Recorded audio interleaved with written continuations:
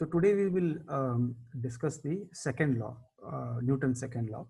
And the basic idea is, so far we have come to understand what is a force, what is the mass. These two are kind of like something that comes to us from the first law.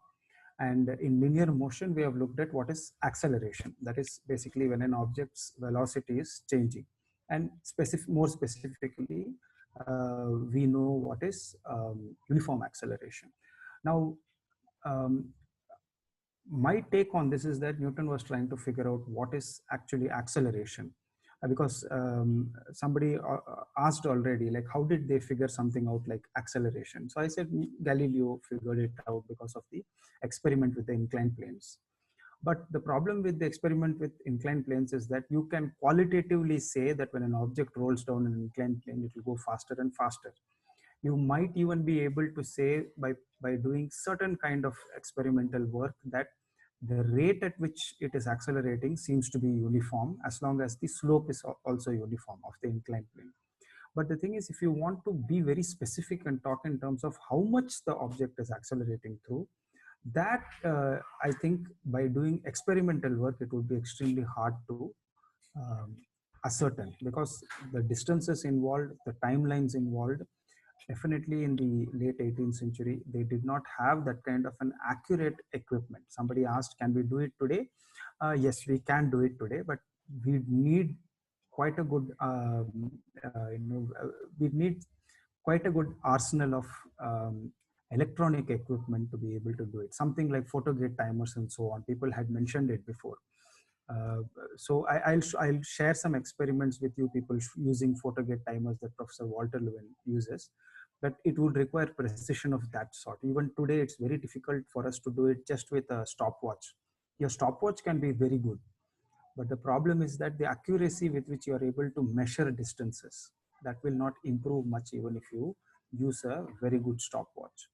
So Newton's quest was to figure out acceleration. This is my take, okay? I'm not 100% sure about this. It looks to me like that, but we can take it like that now. Acceleration by calculating, see, okay, let me put it like this. We know that for an object to accelerate, a force has to be applied on it, right? So I can kind of put it like this. If you have an object which is just sitting there, right, nothing is going to happen to it because of its inertia until a force is applied on it, right? When the force is applied on it, it will start moving. It could start moving. And if the force continues to be applied on it, it will start moving faster and faster, right? So therefore, you can see that there is a relationship between these three things. These two things, first two things that I've established.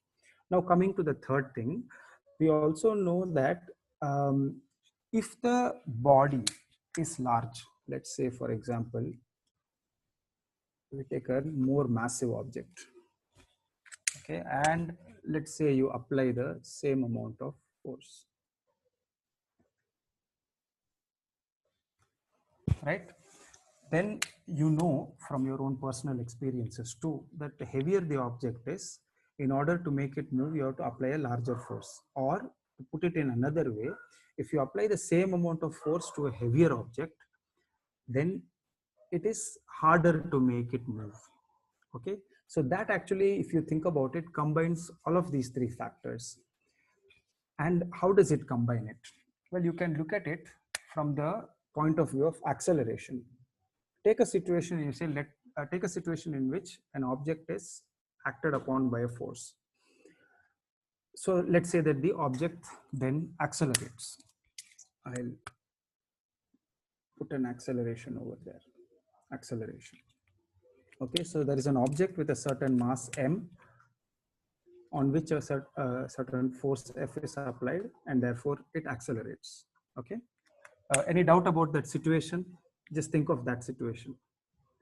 Now, we can say that the acceleration that this object has obtained, since I used green, I'll stick with green. Acceleration depends directly upon the force. Okay, and that is symbolized by an symbol directly proportional. Are you people familiar with that? The directly proportional symbol. I'll explain it again. No, you haven't come across it yet. Yeah, okay. No. So the acceleration on an object is directly proportional to the force, which means that if you increase the force that is being applied on the object, then the acceleration would also increase. Does that make sense? Then what is the symbol for inversely proportional? I will come to that. I will come to that because both are part of this same equation. So I will come to the inverse proportionality also. But direct proportionality, do you understand? So could you Yes, read sir. Okay. If one increases, the second one also increases. So if you have two variables, that means if you have two quantities that can take different values, let us say, for example, happiness and pocket money. Direct. Okay, you can say that for you, happiness and pocket money are directly proportional. Okay, so the more pocket money you receive, the more happy you're going to be. So if you go to a mall and they tell you, okay, if your parents are of that kind, they say, okay, I'm not going to buy anything that you want. I'm going to give you 5,000 rupees. 5,000? Yeah, let's say it's Diwali shopping. 5,000 rupees. And I say that now you prioritize. I know you need clothes, you need some footwear, and you need some accessories also, cap, bandana, whatnot, right? And you want to also do a little bit of sort of knick-knack shopping. So we give you a budget of 5,000 rupees. Now you decide what you want to do. Okay. So in that kind of a scenario, you'd say that, yeah, the amount of things that I can buy is directly proportional to the amount of money that I get. The more money I get, the more number of things I can buy. So that thing over there, that relates to what is known as a direct proportionality. Sir, Yeah. sir, here are they saying acceleration because the object velocity is changing? Correct. Yeah. And you can think of it in a very simple way, coming back to the physics, is that you push an object, it accelerates. If you push it hard, it's going to accelerate even more. How do you know it's going to accelerate even more? Because it will cover a greater distance before it comes to stop. You can try it on an ordinary floor also. Like when you play Sir, sports, you keep a ball on the in the football field and you give it a kick. You give it a small kick, it will go a certain distance. If you give it a harder kick, it will go a greater distance. Why does it go a greater distance when you give it a harder kick? Because it accelerates more as you are kicking it, right? So force and acceleration are directly proportional. The more the Sure, greater but the this force. is only one Yeah. such. It's like a situation, right? It doesn't always mean that. It should always mean that. Why would it not work? So there is no situation where it's indirectly proportionate.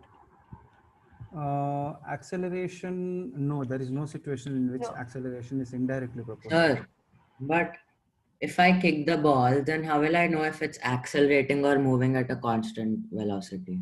Because it eventually comes to a stop. No, I'm not talking about that part of it. Yeah, actually, in a way, but let me put it the other way around, because it was not moving before. So if you kicked it and now it's moving, It's at least at the time accelerated. when you were kicking it, it must have accelerated, right? Yeah. I After think you, acceleration is only counted till when it reaches its maximum velocity, right? After then it's deceleration. no, as long as the force is being applied, and in this case, we are thinking about constant forces.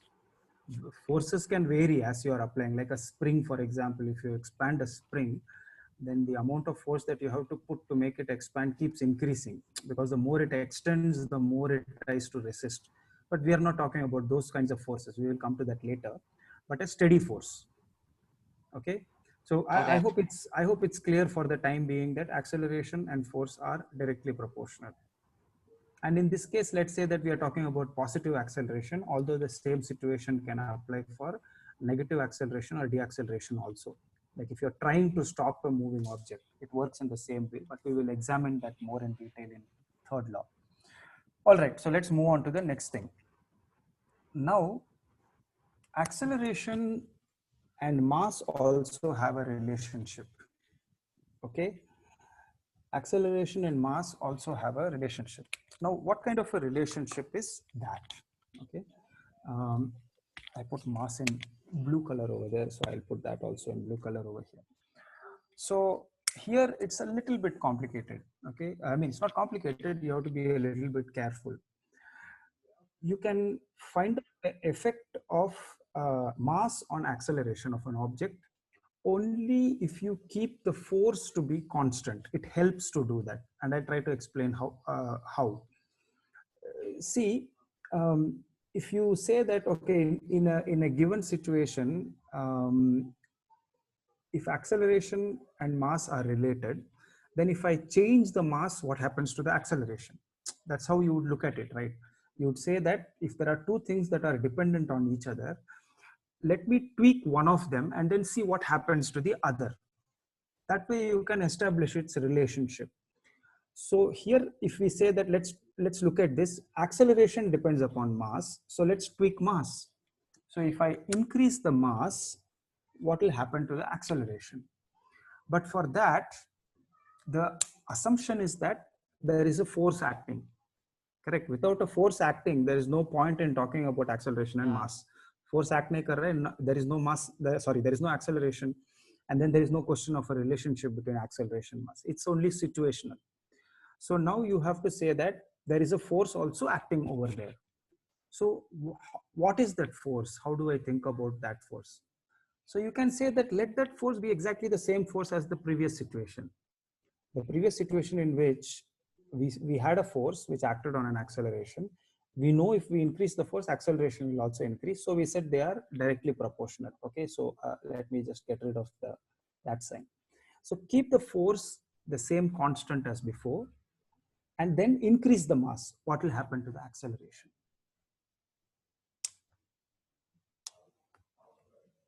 So it will go The down. force It will is the reduce. same, the acceleration should also be the same, right? But the mass is increasing, right? Mass is increased. Yeah. Basically, like imagine pushing a heavy Then ball. it should Yeah. go down. It should go down, right? So some of you are able to see that it goes down. Okay, It's so inversely proportional, basically. yeah. So let's say that I mean here a little bit of anthropomorphing will help. Putting it in a human context. Anthropomorphy or anthropocentric. Okay. So let's say that What is that? anthropocentric means thinking with human beings as being the center. Perspective, yeah. That is, you're always thinking like Self-centered. yeah, you look it up later. Okay, so let's say that a person is pushing this crate and he is pushing it with the maximum amount of force that he is able to apply. Okay, and what is happening is there is a small acceleration that it creates on that. Small or big, whatever it is, there is an acceleration. How do you increase the mass? Is that you drop somebody on top of this.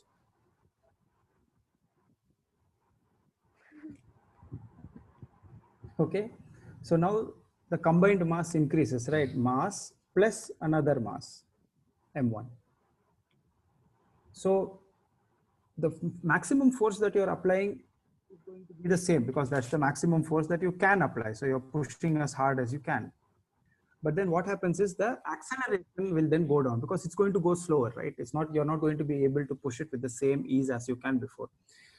Perhaps the situation is such that you can't even push anymore, but let us say that that is not the case. You are still able to push, but what happens is the acceleration has reduced. So the relationship between acceleration and mass seems to be the other kind. That is, if mass goes up, acceleration goes down. So if mass goes up, then acceleration That is goes inverse. down. Yeah. Okay, that kind of a relationship is not what we saw earlier as a direct proportionality, right? That isn't, this proportion is the reverse of that. That is, when one goes up, the other goes down. Okay, so this type of relationship is what we call as an inverse proportional.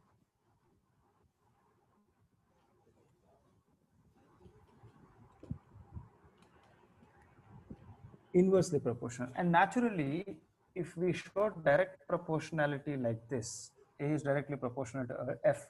Inverse Then it's proportionality also, Ulta. how will it be ulta? You will change the position of M and A. Or you can make it upon The 1. symbol can be ulta. The symbol. Be flipped.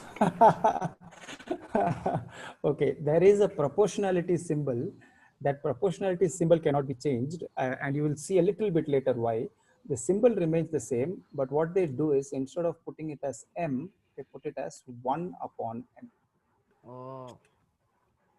Okay. That makes sense. Or you can do M and A, right? You can switch those things. Switch what? So the That makes proportional ka symbol remains this thing. Yeah, It doesn't proportional change. ka symbol remains the same, and instead of M being in the numerator, it comes in the denominator. It gets This may divided. make sense mathematically, just a little bit. You'll have to hold out a little bit. You might say that if I just put it as 1 by M, how does it actually change something? You have to look at some numbers to be able to figure that out. But the thing is that if M becomes greater and greater, now you will see that 1 upon M, that is what A is, will become lesser and lesser. It's 1 upon M, right? If M becomes bigger, then this whole quantity becomes smaller and smaller. Yeah. That you should know from your fractions. Yeah. Chances are that in class 8, Yeah. people are Sir, still not very sure of their fractions. Yeah. This works this way, but will it work the other way? Like acceleration increases, so mass decreases? No, that is a No, rare right? situation. Yeah, That is exactly. a rare situation. It can happen, but think about an object's mass decreasing. Like, say, for example, if this person jumps off while this is moving, right? Then the mass decreased, then the acceleration will increase. That's a rarer situation, but yes, it can be stated like that also. You could state it like that, but you will see why this is a more convenient way of stating it. Okay. Just 2 or 3 more minutes left. So let me just tie this up a little bit before we go. And in next class, we can discuss the consequence of this. So now we arrive at something interesting. So this situation is encapsulated by these two equations, right? There is a force acting on an object which has a certain mass. And we can say that the acceleration is directly proportional to the force and it is inversely proportional to the mass. So now we can combine both these equations and we can say that acceleration, I'm not bothering with the color anymore, I'm just going to put it in the same way, is directly proportional to F upon M. Okay, so I can say that I can put both these equations together because it's part of one single situation. Therefore, I can say acceleration is directly proportional to force, acceleration is inversely proportional to mass, and therefore acceleration right. can be written Huh? as Yeah, that's proportional right. to Sir, F upon M. Yeah. I didn't Yeah. understand it. That makes sense. It No, doesn't so make sense. what doesn't make sense? So how did you do? I understood that acceleration is directly proportional to F, Can you and see it now? yeah, Okay, then and acceleration is inversely proportional to 1 by m. so But can you how say? did you do F by m? Yeah, Combine those two. because these Ruhani. two can be So you divide. encapsulated. Yeah, yeah, Okay. Yeah, now it makes sense. right. F Directly F proportional times to 1 F. by M, It's F by M. F times 1 by M, so it will be F by M because it's a part of the same situation. And authenticity of it also you can see if you have a force acting on an object of mass M producing an acceleration A.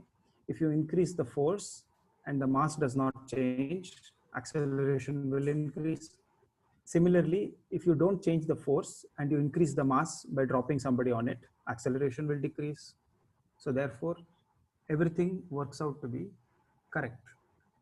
So So which means acceleration is directly proportional to Force by by mass.